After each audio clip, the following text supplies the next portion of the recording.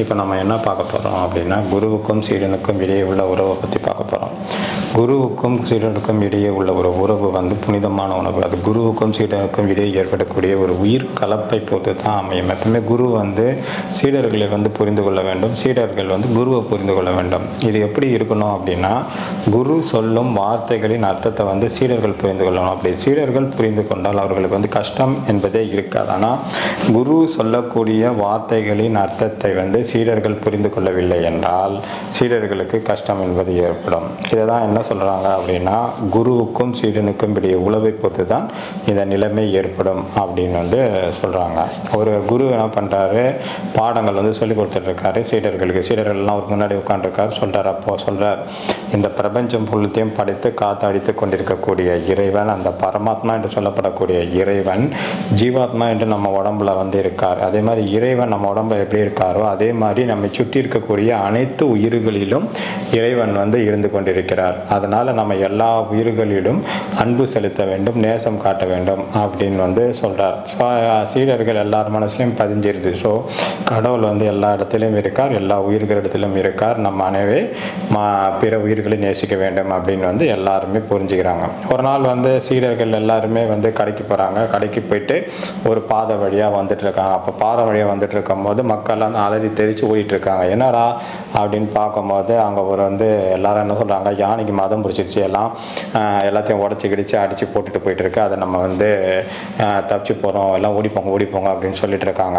அப்போ அவன் எல்லாருமே ஓடிச்சு போகும்போது அந்த ஒரே ஒரு சீடரில் ஒரே ஒரு சீடர் மட்டும், நான் வந்து போக மாட்டேன், நான் நிற்கிறேன் அப்படின்னு வந்து சொல்லுவான். எதற்கு எல்லாரும் கேட்பான் தான் சொல்லார், என் உடம்புலையும் வந்து கடவுள் இருக்கார், பிற உயிர்களையும் கடவுள் இருக்கார் அப்படின்னும் போது யானையிலையும் கடவுள் இருக்க தான் செய்வார். அதனால் யானை வந்து எனக்கு வந்து கெடுதல் செய்யாத நான் இருப்பேன் அப்படின்றான்.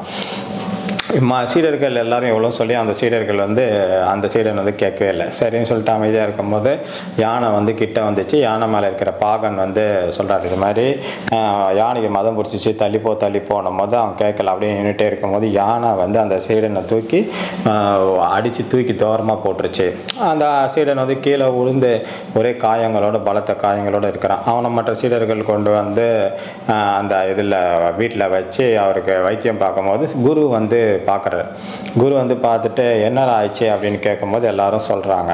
அப்போ வந்து சீடன் வந்து அவனுக்கு எல்லாத்தையுமே செஞ்சோன்னு சீடன் வந்து முழிச்சு குருக்கிட்ட கேட்குறான், நீங்கள் தானே சொன்னீங்க எல்லா உடல்லையும் வந்து கடவுள் இருக்காருன்னும் போது யானை உடம்புல இருக்கும்போது அந்த யானை ஏன் எனக்கு வந்து கெடுதல் செஞ்சுது அப்படின்னு வந்து கேட்கும்போது குரு சொல்கிறாரு, யானை வந்து இது உடம்புல கடவுள் இருக்கார், ஓகே, அவர் மேலே இருக்கக்கூடிய பாகன் மேலேயும் கடவுள் இருக்கார்ல, அவர் தான் சொல்கிறாருல தள்ளி போன, நீ ஏன் கேட்கல, அப்போ நீ பண்ணது தவறு இல்லையா அப்படின்னும் போது தான் சீடனுக்கு தான் செய்த தவறு வந்து புரிஞ்சது. குரு சொன்ன வார்த்தையின் அர்த்தம் அவனுக்கு அப்போ தான் வந்து புரிஞ்சுது. ஸோ குரு சொன்ன வார்த்தையின் அர்த்தத்தை வந்து புரிஞ்சுக்கிட்டா நமக்கு வந்து கஷ்டம் என்பது ஏற்பட்டிருக்காது. குரு சொன்ன வார்த்தையின் அர்த்தம் தெரியாத காரணத்தினால்தான் தனக்கு இந்த கஷ்டம் வந்தது என்பதை வந்து அவன் வந்து தெரிஞ்சுக்கிட்டான். ஸோ எப்பவுமே நம்ம வந்து குரு நமக்கு இருந்தால், நம்ம குருவின் வார்த்தையின் அர்த்தங்களை நாம் தெரிந்து கொண்டால் நமக்கு கஷ்டம் என்பது இருக்காது. ஆனால் குருவின் வார்த்தையின் அர்த்தத்தை தெரிந்து கொள்ளாமல் இருந்தால் நமக்கு கஷ்டம் என்பது ஏற்படும்